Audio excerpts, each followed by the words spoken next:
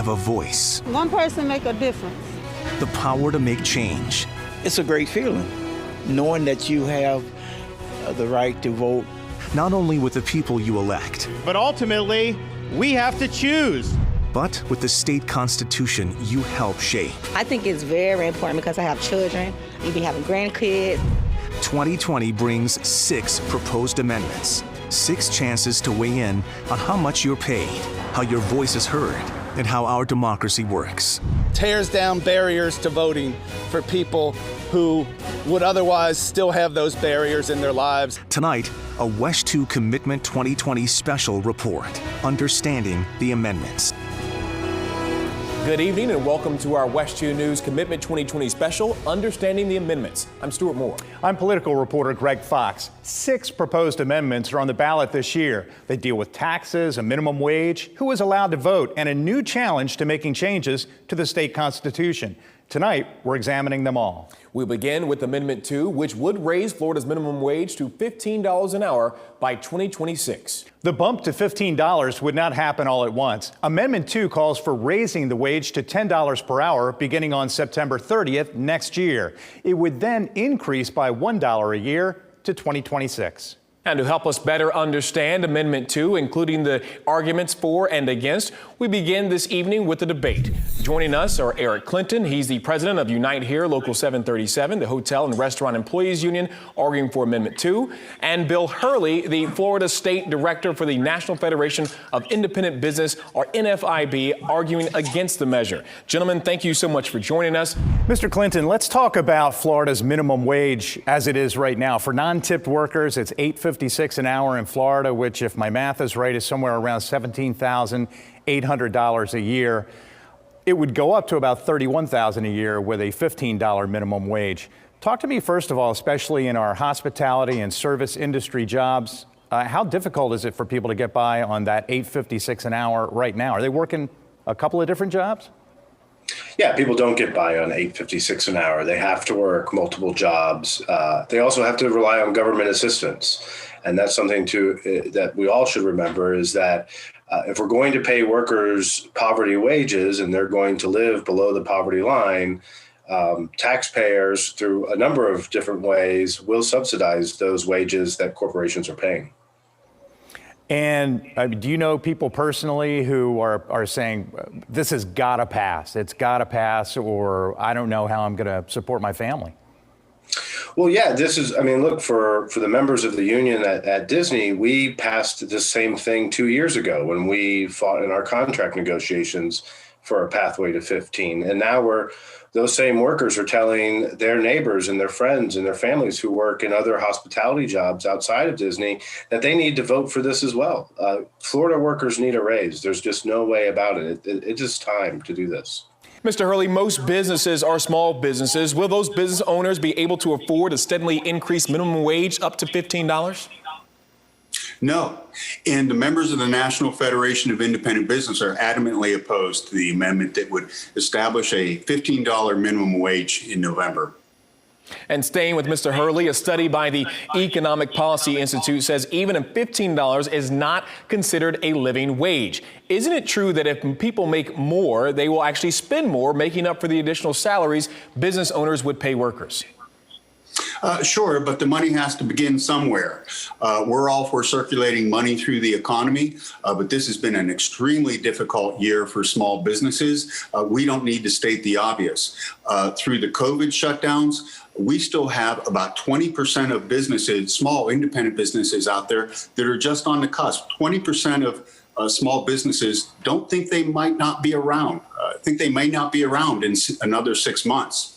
So this is an economic disruption to them and a huge additional cost that they're asking the voters to stand by small business, stand by the small businesses of Florida, and vote Amendment 2 down. The argument from the business industry is that if you raise the wage, then they have to lay off people because they can't afford it. What do you say to that?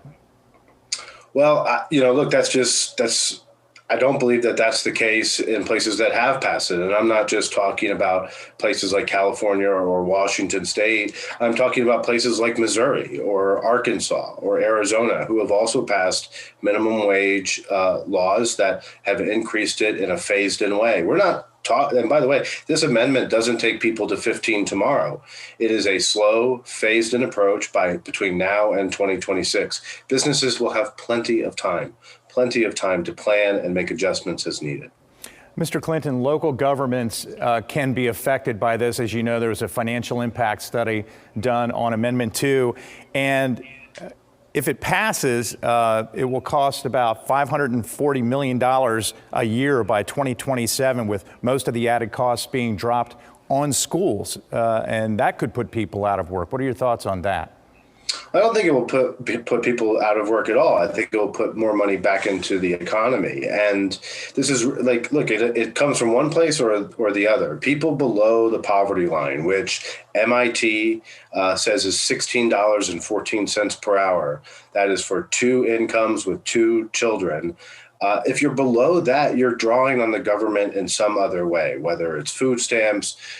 There are all different Medicaid, Medicare. There are all different social government programs that, as taxpayers, we're all contributing to that pot. And then, therefore, big corporations are paying workers poverty wages and taking the benefit of that.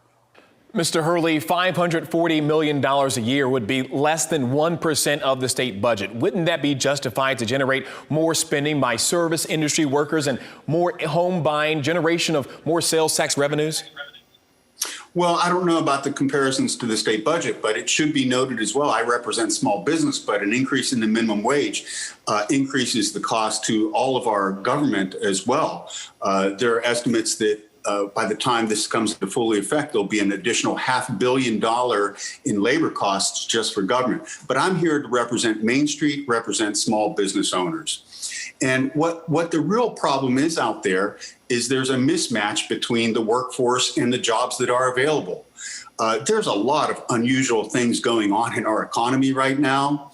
And one of the most unusual is we have record high unemployment numbers, particularly at the outset of this crisis. And yet at the same time, we have a labor shortage. That was the primary prevailing condition of the small business economy as we went into the COVID crisis. The number one concern, the highest concern of small business owners was workforce availability. In the strangest way, that's still very persistent through this COVID and through all of this dislocation.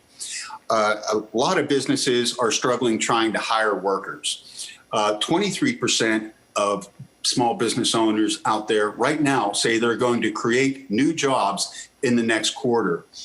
56% of small business owners have jobs that are available now. But here's the shocker. Of those that have jobs available, 80% of them say that they don't have qualified applicants available. And 30% of businesses that have jobs available say that they have persistent job openings that they cannot fill. That becomes a real difficulty for a small business owner because they've got to go back to that customer and say, listen, I'd love to sell you this good, this product, this service, but I can't deliver it to you. Now, there's something that's gonna fix that, and that's called wages increasing. And we are seeing that. Wages are increasing during this COVID crisis because business owners are reacting to this labor shortage and they're increasing wages. Is there a reinvestment element to Amendment 2? In other words, if you pay people more, they will spend more. Talk about that. Well, I think yes, there is absolutely an investment here in Amendment 2 in our state, in our communities. We've seen it from Disney workers. We've seen workers at Disney who have gone from $10 an hour to $14 an hour in the last 2.5 years, be able to find new modes of transportation, to be able to change their living situation, to be able to improve their overall quality of life. And that will happen here as well. This is about lifting up the boats. You know, a rising tide lifts all boats. That's what this is about. And voting for Amendment 2 is the right thing to do. Let's talk about, Mr. Clinton, the idea that if this measure doesn't pass, are you hearing from the local workforce that they may move to states that do have either that current or escalating minimum wage getting up to $15 an hour? I mean, certainly workers are always evaluating what their what their best options are. I think Florida provides world-class service, world-class hospitality. That's why we're the #1 travel destination prior to COVID. We're going to be the #1 travel destination afterward. And it's because of the hardworking hospitality workers across this state. If Florida is going to remain competitive, if states in the South and states around us, other tourism markets are going to pass laws like this, Florida is going to have to raise their wages to remain competitive. But it's not just about being competitive. It's also about the right thing to do. The United Way released a study called the Alice Report that says people making $9, $10, $11 an hour are not even able to do what they call surviving. I mean, as a society, as a community, I would hope that we would want all of our residents to do better than barely surviving. I want to play you a clip, and we'd like to play a clip from a video from the group Save Florida Jobs, which is headed by the Florida Restaurant and Lodging Association in opposition to Amendment 2. Take a listen. Amendment 2 was the past, I feel devastated. I would be devastated. I worry about it now. Like when I go home at night, just the thought of that when I heard about it, it scares me. It scares that I'm not going to. And Mr. Hurley, this amendment has been in the works for several years, but coronavirus has delivered that major hit to our economy. You mentioned this some. In Florida, please tell us how that's affected businesses big and small, and especially when you're talking about recovery before businesses will be able to afford some of these things again. Well, it is true. The minimum wage has been around forever, and it'll be around much longer after this amendment passes or fails. As I said, we have a minimum wage in the Constitution already. We're afraid that we'll stifle the energetic growth that we're seeing right now in certain sectors. Now, I'm not going to candy coat it. There are certain industry sectors that have been devastated, and they're important sectors to Florida. The hospitality sector, that means hotels, restaurants, bars, taverns, and tourism, is still suffering mightily, and there's great dislocation in that. But there are certain sectors of the Florida small business economy that are flourishing. Manufacturing, for one, construction, other services are actually expanding right now. What we have in the Florida economy is not inadequate wages. We have a mismatch between the talents of the workforce today and the production needs of the economy. We're producing goods that are not consumable, and we're not able to produce the goods that the consumers are eager to buy right now. And that's going to be painful as the Florida economy adjusts. But we're not going to magically fix all the dislocation in our economy with the fiat of a constitutional amendment. I'll give each of you 30 seconds for a closing statement, and Mr. Hurley, we'll begin with you. Yeah, the National Federation of Independent Business represents over 10,000 small business owners in Florida. They're Main Street. They're the mom and pop businesses that you like to go to. We realize that we miss them. We miss them an awful lot when they get closed down. They're very concerned that if a $15 minimum wage in November is imposed upon them, all the challenges, all the efforts they've gone through all of 2020 to get their doors back open is going to be met with another huge obstacle. Please save Florida small businesses and vote no on Amendment 2. Look, I think it's really important that Florida voters vote yes on Amendment 2. Florida workers need a raise. We saw what happened when Disney workers fought for it. Florida workers can do the same. I encourage all working men and women in the state of Florida to vote yes on Amendment 2. Eric Clinton, president of Unite Here Local 737, and Bear Hurley of National Federation of Independent Business. Thank you both for joining us. You can check out more details about Amendment 2 on our website, WESH.com. Just click on Commitment 2020. Our Commitment 2020 coverage is far from over. Coming up, we are looking at Amendment 1. It changes a couple of words in the Florida Constitution. It looks minor, but does it have big implications for who can vote in elections? We are looking at both sides when Commitment 2020, Understanding the Amendments, returns.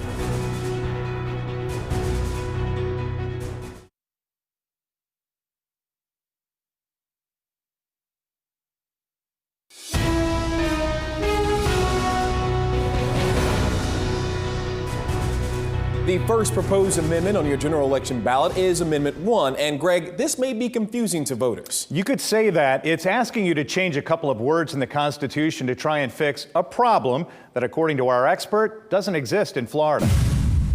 Since 1838, the Florida Constitution has been changed many times.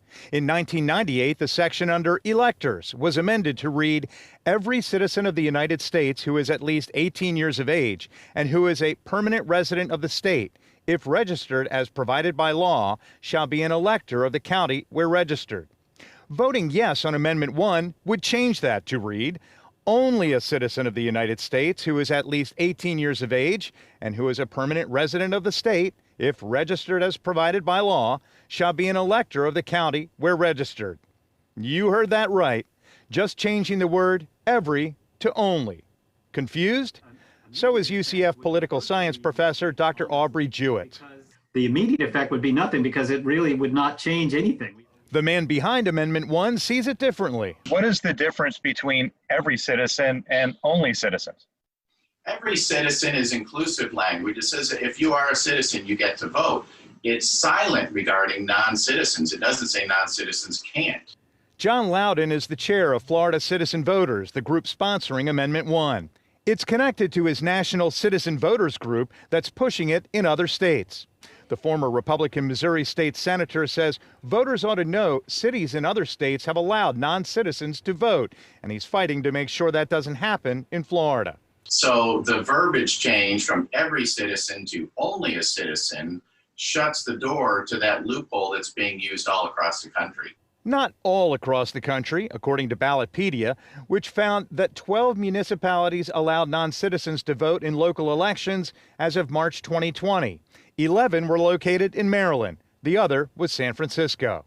And Ballotpedia also notes all state constitutions mention United States citizenship when discussing who can vote. That's why our UCF political expert doesn't see any reason to vote for Amendment 1. It's fixing a problem that doesn't currently exist. It's potentially it could exist in the future, theoretically, maybe. But it doesn't currently exist. You should know more about Loudon. He's a longtime supporter of President Donald Trump and a former advisor to America First policies. Last thing we need is a tax increase. We're barely holding on as it is. America First Action is responsible for the content of this advertising. Its Political Action Committee's ads are attacking Joe Biden. Campaign finance records show Loudon's group has raised more than $8.2 million, but he won't say where he's getting the money. Can we therefore assume that the money behind the initiative is mostly Republican donor-backed? Again, we'll disclose fully by law. I can't tell you. We don't ask party affiliation of our donors. And so it wouldn't surprise me a bit if this, at least in part, was designed to mobilize Republican conservative voters who really cared a lot about the issue of illegal immigration. Greg, clearly some unanswered questions from the head of Amendment 1. What about cost? Is there a cost to implement this? No, a financial impact study determined that because there would be no change in the voter registration process, there would be no expense for the state of Florida if Amendment 1 passes. Still ahead, saving homeowners thousands of dollars in taxes. A look at Amendment 5 and how it works when Commitment 2020 Understanding the Amendments returns.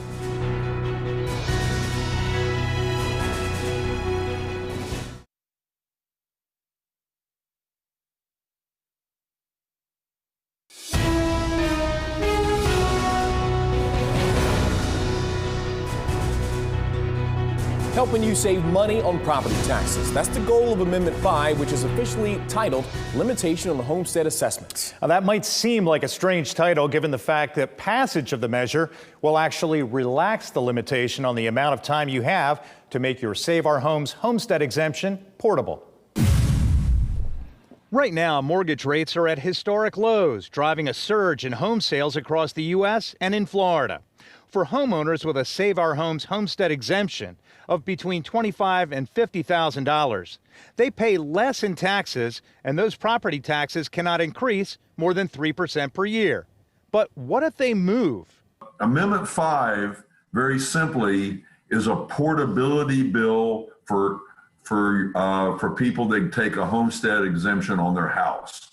Republican State Representative Rick Roth sponsored the bill that became Amendment 5. Right now, homeowners have 2 calendar years to transfer their Save Our Homes exemption from a house they sell to a new homestead property. Problem is, if you sell your house on December 30th, you'd have only a year and a day to carry that exemption to a new home.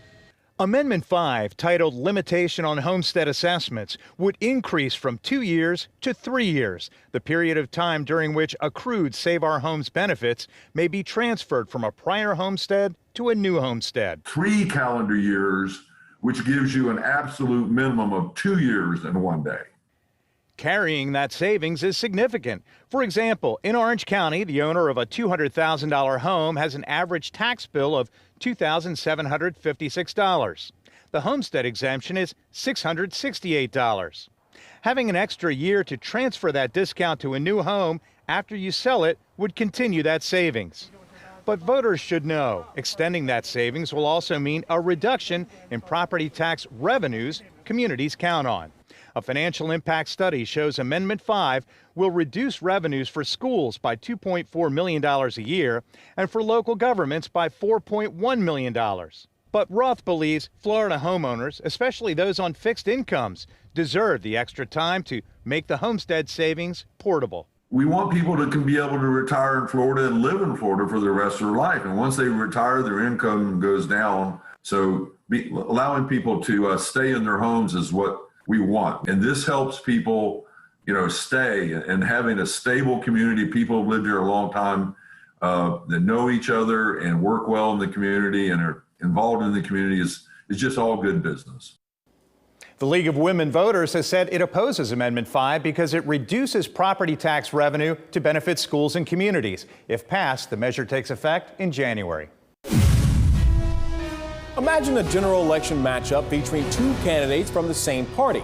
What if you were a Republican but could only choose between 2 Democrats for governor? That could become a reality here in Florida. When we come back, a second debate with arguments for and against Amendment 3. Plus, a look at the proposal which would help the spouses of combat disabled veterans who have died, why your vote could help them save money. We'll be right back.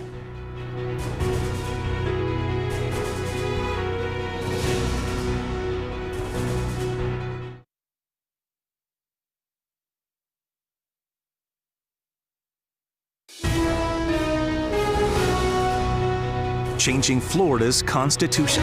Tonight, an in-depth look at what's being proposed. This would have a dramatic effect on the citizen initiative process in Florida. How your vote will impact the spouses of veterans and general elections statewide. Not only will it take more time, it'll just take a lot more money. 6 amendments, 6 ways to make your voice heard. We now continue a WESH 2 Commitment 2020 special report. Understanding the amendments. Welcome back to our WESH 2 News Commitment 2020 special, Understanding the Amendments. Next up, Amendment 3. Its title is All Voters Vote in Primary Elections for State Legislature, Governor, and Cabinet. Here's what a yes vote would mean.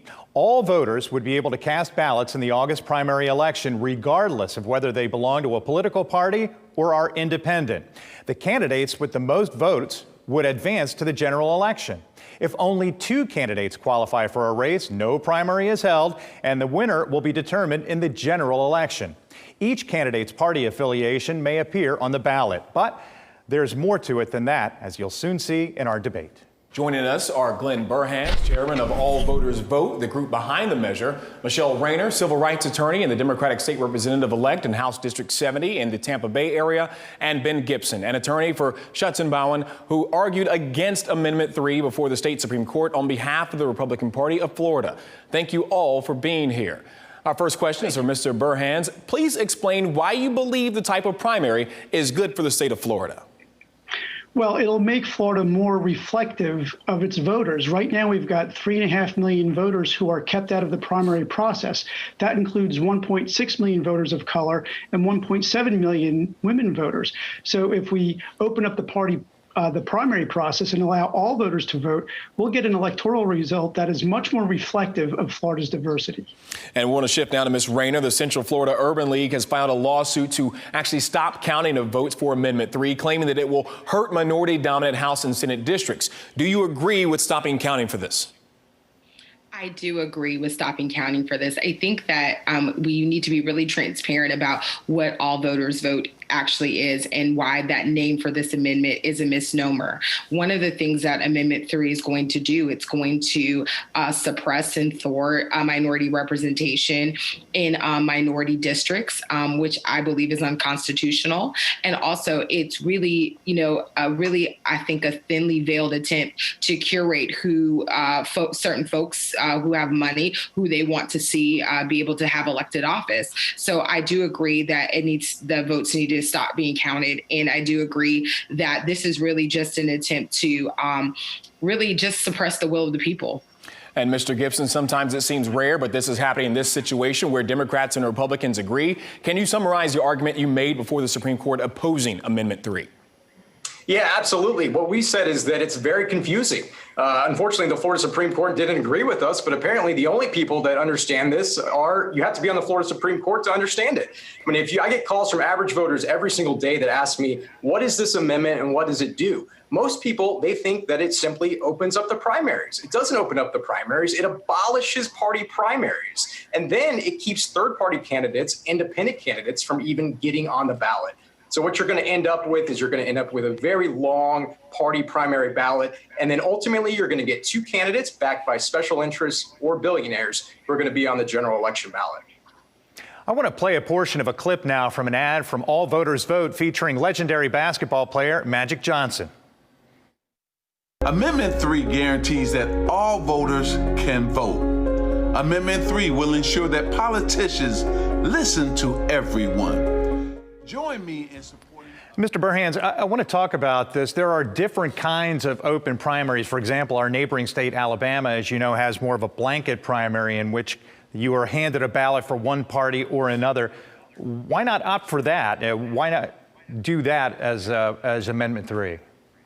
Well, we think that the All Voters Vote Top 2 primary gives the power to the voters to decide. Let's trust the voters and let them vote for who they want to and not force them to pick one ballot from a party or another party. It's really that simple. You know, the First Amendment guarantees the right to freely associate, which also includes the right not to associate. And it's wrong to require 3.5 million voters to pick a party's ballot just in order to cast a meaningful ballot. And we think that's wrong. So the All Voters Vote Amendment provides the greatest amount of flexibility and empowers the voters. Mr. Gibson, what are your thoughts on this? Would the Republican Party have objected to that other kind of an open primary, a blanket primary?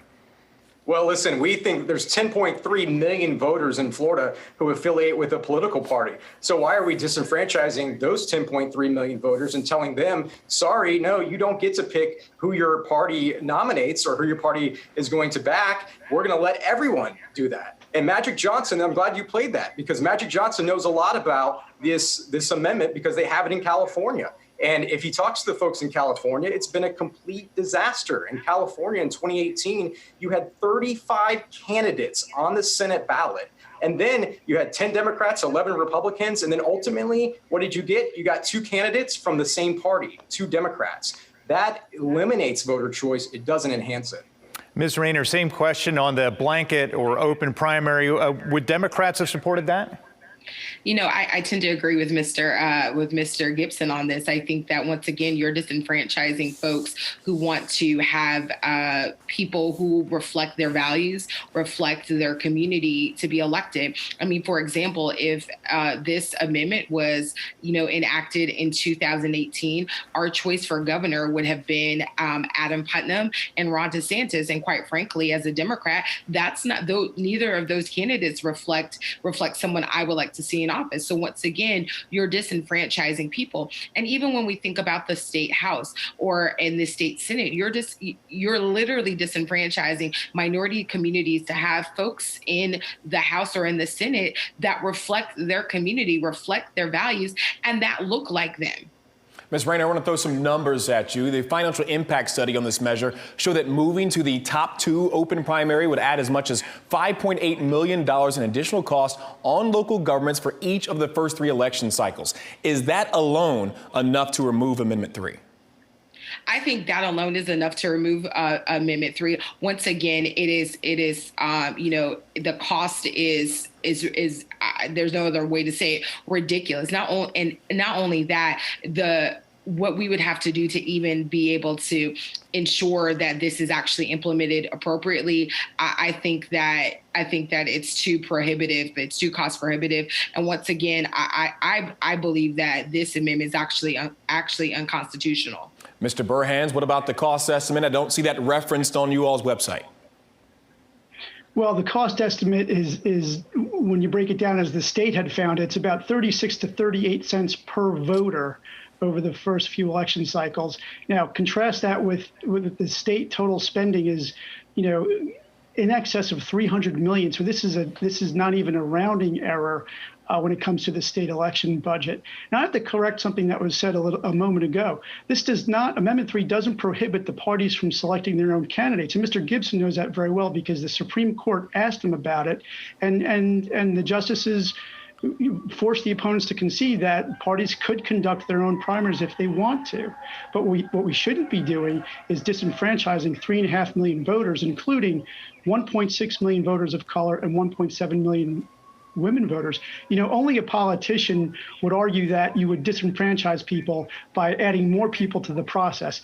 And only a bad politician would argue that you're going to disenfranchise minority voters by increasing minority voting by 1.6 million voters in the process. Mr. Gibson, I want to get you to respond to that. And also, does the Republican Party have any concerns about the cost that it would take?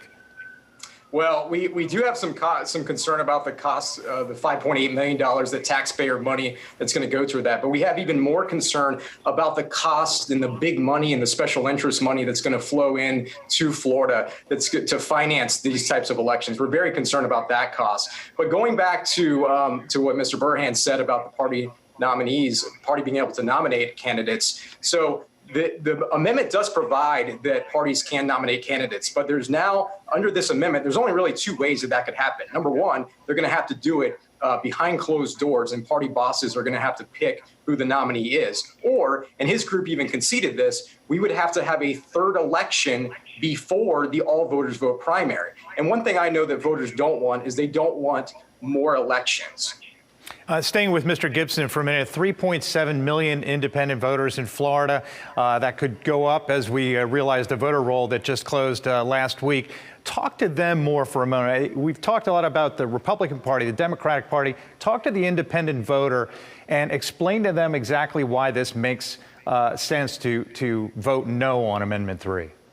Yeah, no, absolutely. Listen, independent voters, one thing they care about is they don't like special interest money in politics. It's one of the things that they don't like and they want to get rid of. And what this would do is this would just infiltrate the state with special interest money. And the reason why is because if you're going to get out of a primary, if you're going to have 30 candidates on the ballot, the only way that you could get out of a 30-person primary in a state that is as expensive to run in as Florida with 10 plus media markets is you're either going to have to be a billionaire or you're going to have to be backed by a billionaire.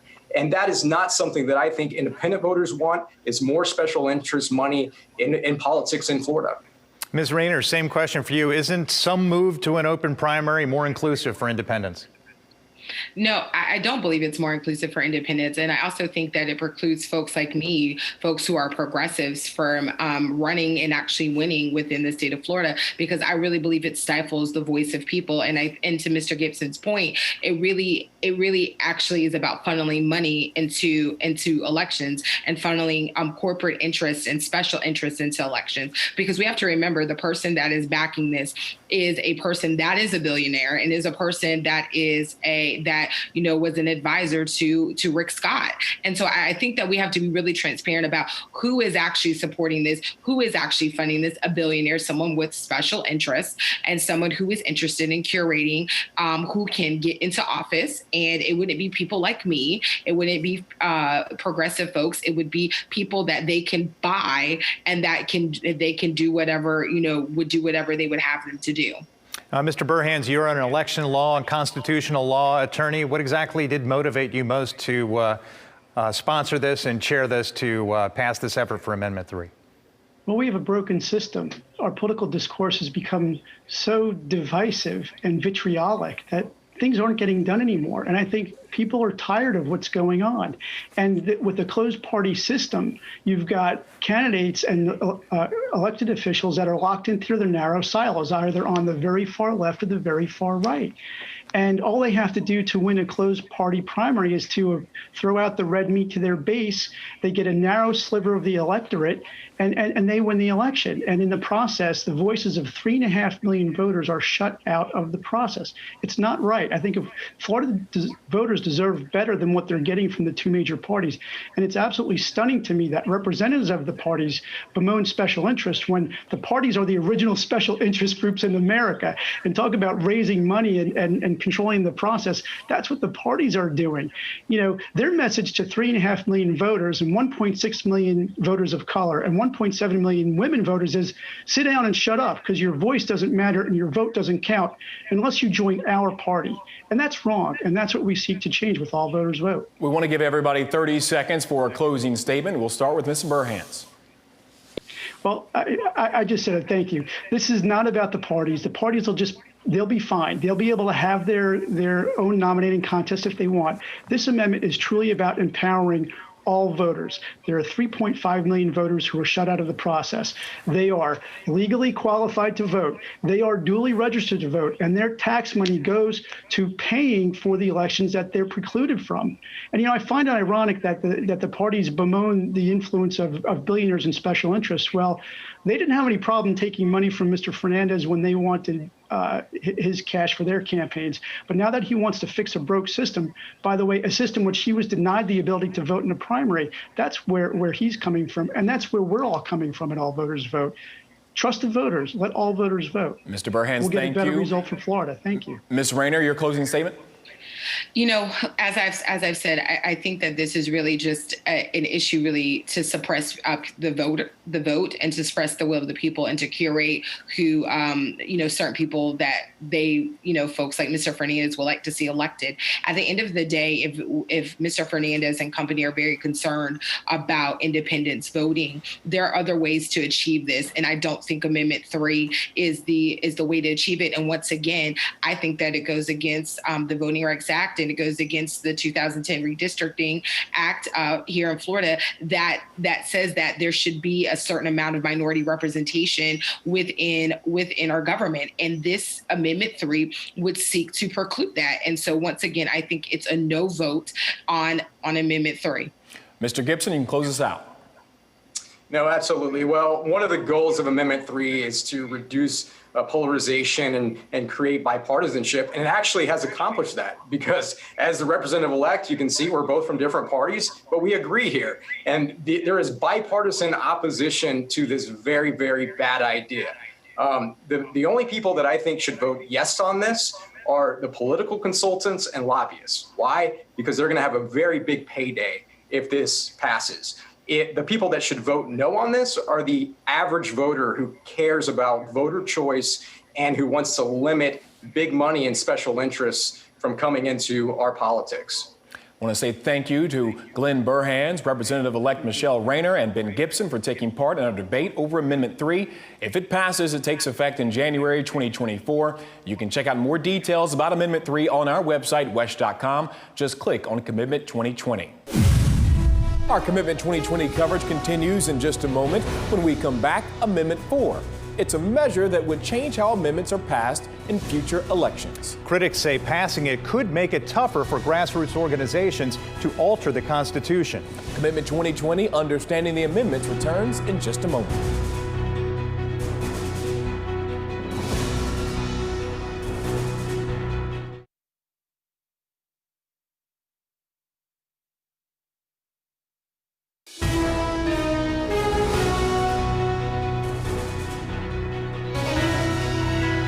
Next up is Amendment 4. This involves how amendments to the Constitution are passed. And Greg, this would force a do-over. Exactly. Amendment 4 would require voters to pass a measure in 2 consecutive elections instead of just once. Right now, when lawmakers or citizen groups want to amend the state constitution, they gather signatures on petitions to have enough support to try and place a proposed amendment on the general election ballot. Amendment 4 would change that. According to the Florida Division of Elections, the amendment titled Voter Approval of Constitutional Amendments requires all proposed amendments or revisions to the state constitution to be approved by the voters in 2 elections. That's right. To amend the Constitution would require you to vote for an amendment 1 year and 2 years later vote for it again. This number 4 would put the final nail in the coffin of the Citizens Initiative process. Patricia Brigham is the president of the League of Women Voters Florida. She says citizen groups already spend big to try and place initiatives on the ballot, and passing Amendment 4 would force them to do it for 2 election cycles. And this would have a dramatic effect on the citizen initiative process in Florida. It's already extremely difficult to get a citizen initiative onto the ballot. You have to raise millions of dollars, collect hundreds of thousands of signatures, a Florida State Supreme Court review. Requiring an amendment to pass twice in 2 separate elections will make it a lot more difficult to pass them. Dr. Aubrey Jewett is a political science professor at UCF. He points to the 2018 measure that placed in the Constitution the provision that former felons who have served their time have their voting rights restored. But after ongoing legal challenges by Governor Ron DeSantis, the measure has yet to be fully implemented. Had the amendment been forced to go through 2 election cycles, it might not have passed. And so it will have a pretty big impact and make it a lot more difficult for initiative petitions, just because not only will it take more time, it'll just take a lot more money. Speaking of money, campaign finance records show the group behind Amendment 4, Keep Our Constitution Clean, has raised more than $9 million. Its chair is listed as Jason Haber, a Fort Lauderdale attorney. He has not returned our calls or emails requesting an interview. But Jewett believes the money pouring in from unknown sources is Republican because conservatives have historically opposed amendments that are not offered by the Republican-controlled legislature. This particular amendment does seem to have that little bit of a partisan edge underneath of it as well. Greg, is there any additional taxpayer cost involved with passing Amendment 4? Not really, Stuart. According to a fiscal impact study, adding another amendment to a ballot in consecutive elections likely would not cost taxpayers more because there will probably be other amendments on the ballot, and there's a budget in place already for the state and local counties to hold general elections.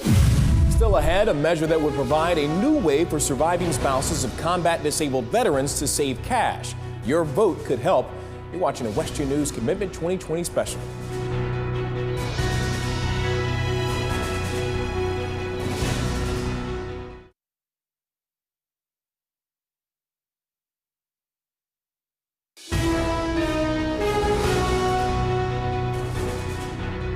Our final amendment tonight provides a property tax discount. This was placed on the ballot by the Florida legislature. Already, veterans in Florida with permanent combat-related disabilities receive a discount. Amendment 6 extends that discount to surviving spouses.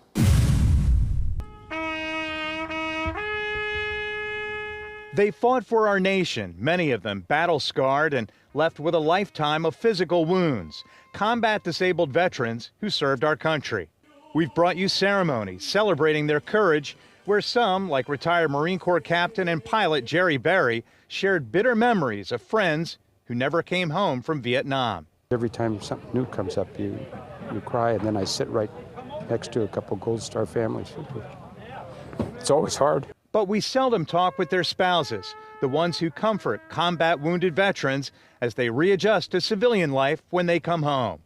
They are the ones at the heart of Amendment 6. And I've been very much involved in a number of these initiatives. Brevard County lawmaker Thad Altman sponsored the bill that put Amendment 6 on the ballot. It's titled Ad Valorem Tax Discount for Spouses of Certain Deceased Veterans Who Had Permanent Combat-Related Disabilities. Right now, veterans 65 and older who are partially or totally permanently disabled receive a homestead property discount equal to the percentage of their disability. For example, on a $200,000 home, the average property tax bill is $2,944. A combat-disabled veteran with a 50% permanent disability receives a 50% discount and pays $1,239 in taxes. But when the veteran passes away, spouses do not currently continue to receive the discount. Once you die, then your spouse would not receive that benefit. So suddenly their taxes would go up, in many cases, exorbitantly. So what this does, it allows you to carry that forward to the surviving spouse. And as long as they live in that house, they can keep that combat disabled veteran exemption. That's right. Passing Amendment 6 provides that the homestead property tax discount for certain veterans with permanent combat-related disabilities carries over to such veterans' surviving spouse. Before you cast your ballot, though, you should know passing Amendment 6 would have an impact on the revenue that's generated for schools and communities. According to a financial impact study, the annual property tax reduction would reduce school revenue by $1.6 million and reduce revenue to local governments across Florida by $2.4 million. But Altman believes that's a tiny amount in a $90 billion annual state budget. I think the benefit that individual homeowners will accrue from not having to pay those property taxes are worth it. Worth it, he says, to help the spouses of combat disabled veterans, many of whom are living their post-military service years on fixed incomes. This property tax discount would benefit the spouse of the deceased veteran until they marry or otherwise dispose of the property. The League of Women Voters has opposed the measure because it reduces property tax revenue that benefits schools and communities. If passed, Amendment 6 takes effect in January. A reminder, early voting is underway right now and continues through Sunday, November 1st. If you are mailing your ballot, you should do so no later than October 27th. Whether mailing or dropping off your mail ballot must be received by 7 p.m. on election night. And of course, the polls are open from 7 a.m. until 7 p.m. November 3rd. That does it for our in-depth look at the 6 amendments on the ballot this year. Of course, we'll be posting this special online as well. Thank you for taking the time to learn more about these measures so you can make an informed choice in this election. From all of us here at WestView News and the Commitment 2020 team, good night.